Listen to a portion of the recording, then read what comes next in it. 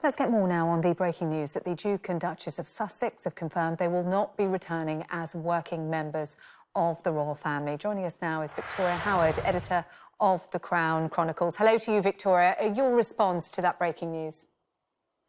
I think we kind of expected it in terms of the royal watching circles. They quite clearly wanted to go down the commercial route with the Netflix deals, the podcast, and that just really doesn't sit well with an institution that's supposed to represent the country in a kind of charitable capacity. So, yeah, really not surprising, especially at the end of this sort of 12-year transition period that they had already been given. We've had statements from Buckingham Palace, also from a spokesperson for the Duke and Duchess of Sussex. Reading between the lines, what do they tell us about the atmosphere surrounding this decision? Well, I think the thing that I picked up on most in the official statement from the palace was it said the family was saddened at the news. And I think that speaks volumes, because I think they kind of hope that maybe they could figure something out. But also the Sussex's statement, there sounds a slight bitterness at the end to it, which is saying that service is universal, that anyone can kind of serve. And I think that's them saying that we wanted to continue doing this, but we've kind of been prevented because, as I say, the commercial and the royal don't really go together. So I think that they're not too happy. Of course, there's some great charities there and military honours, particularly for Harry, that he's losing, and they would have loved to continue that on, but that's just not possible. Yeah, and not possible because the two roles clash too much. Yeah, you can't really monetize the royal family in that way. Of course, they boost tourism and things like that. But if you're making money off that name, that kind of makes a title this money maker, which it shouldn't be. They're there to kind of designate that these are royal members of the royal family, and for them to do that kind of just opens floodgates to various other things that we don't associate, and I think a lot of people don't want to be associated with the royal family.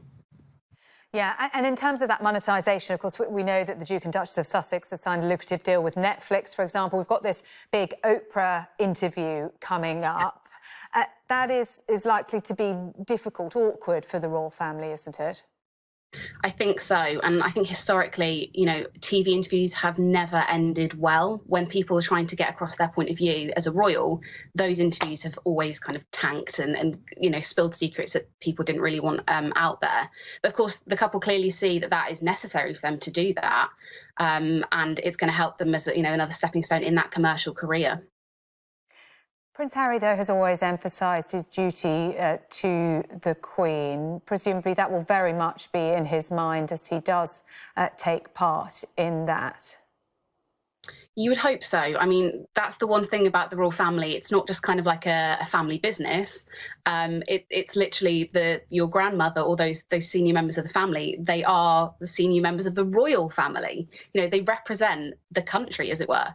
And so to kind of keep that in mind while you're trying to do this kind of semi-tell-all interview doesn't quite seem compatible. So I think the extent to what we see is revealed in that Oprah interview is really going to be telling as to the state of the relationship between the couple and the royals themselves, which I think they want to keep on good terms, but there's just been some, back and forward, some tensions on people getting what they want. For Meghan, these have been relatively short-lived associations and patronages. For Prince Harry, though, some of these are causes that he holds very dear to his heart. How disappointed do you think he will be to lose some of these associations? I think he'll be really quite hurt by this, that they couldn't figure out a way for that to work. But I think probably deep down he knew that was never really an option once they started to go down this commercial route. Particularly like the rugby, that's a big one for him. He loves that, and that gives him that little bit of rivalry with William, his brother, who is patron of the Welsh Rugby Union. Harry's patron of the English one. The Commonwealth Trust, that's some work that he's really, really loved, going over to the Caribbean, over into Asia and into Africa as well. Like they're really great causes that he loves to champion because they really do make a difference.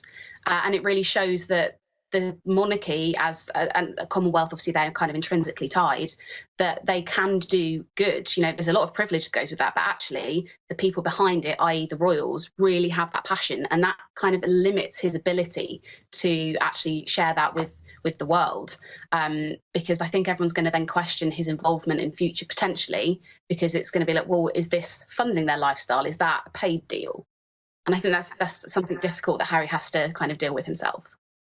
They were seen, though, weren't they, as a huge asset to the royal family in terms of the brand that they brought with them, the modernising sense of the royal family. I'm just looking at some statements coming in from the various different organisations, the Queen's Commonwealth Trust, which you mentioned, Victoria, praising them, saying we've been very lucky to have had the keen support and encouragement of the Duke and Duchess of Sussex in our formative years.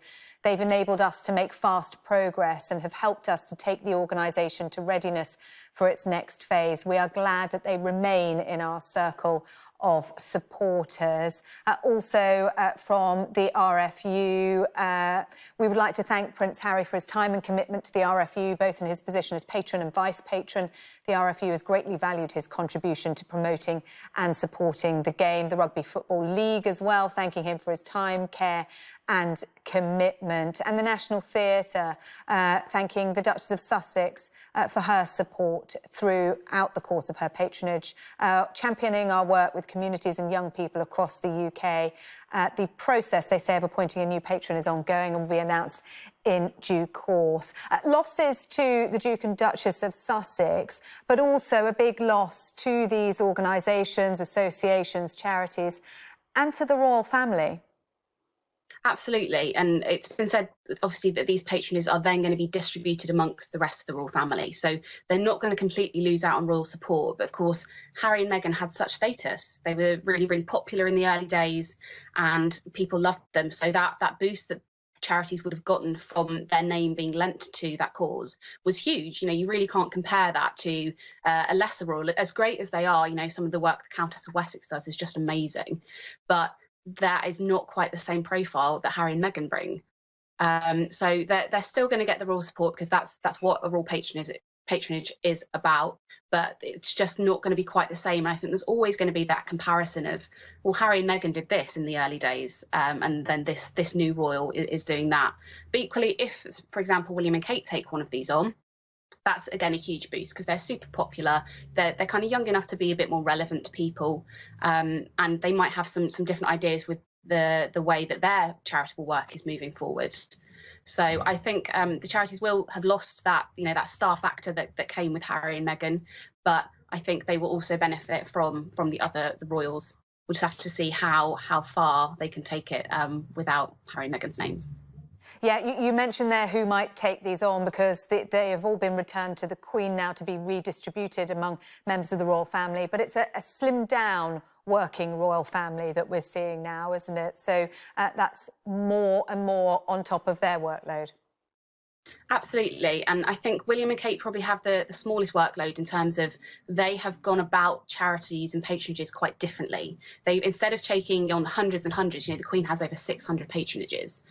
They've taken on a small cluster of patronages in one area to kind of bring those together and then highlight that topic. So mental health is a huge one. These clusters of charities then kind of work together, and because they all link, it's a good way to boost the whole idea and issue. So they have fewer, and that might mean they can take on these better than, say, you know, obviously the Queen is winding down her workload. Prince Charles and Camilla are in their 70s. They're also, you know, quite busy as it is. So I think we'll probably see more for Anne. Anne is quite the workhorse when it comes to patronages and charities. When normal times return, she regularly does 6 or 7 engagements in one day. The Earl and Countess of Wessex seem to have stepped up a little bit, not officially, but because Harry and Meghan have kind of dropped out, and obviously Andrew as well, then they seem to have filled that gap very, very well. So I think there's some obvious overlap between some organisations and some royals already. But of course, we will see what the Queen thinks is most appropriate. Yes, indeed.